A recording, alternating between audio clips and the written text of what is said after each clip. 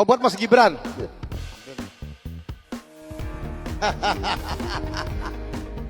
Jangan. No. Jangan.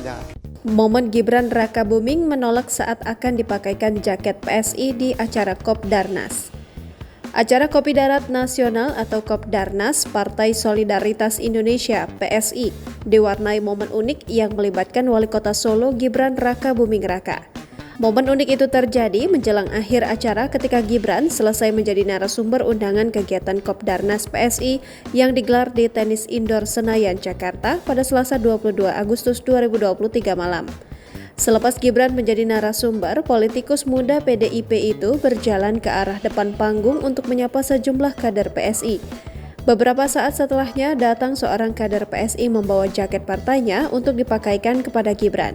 Namun Gibran tak terlalu menggubrisnya, kemudian ia terus menyalam para kader PSI yang ada di bawah panggung. Ketika Gibran akan dipakaikan jaket itu, tiba-tiba Ketua Umum PSI Giring Ganesa berlari ke depan panggung untuk menarik anggota partainya yang menyodorkan jaket PSI agar pergi ke belakang panggung. Jangan, kata MC acara ketika melihat momen Gibran disodori jaket PSI. Oh, buat Mas Gibran.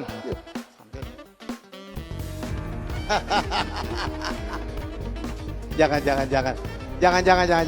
No. Jangan.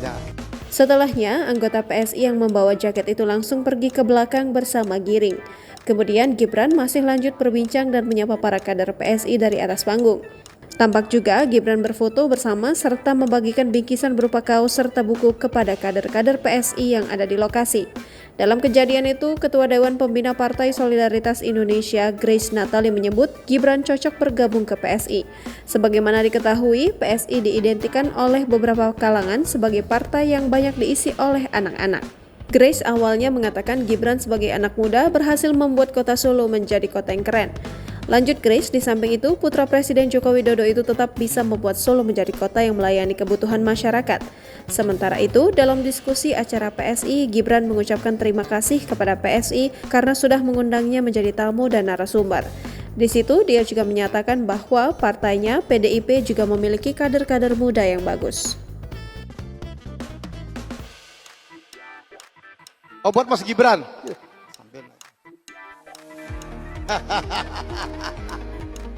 Jangan. No.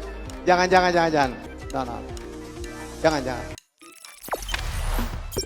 Jangan lupa subscribe, share, komen, dan like ya!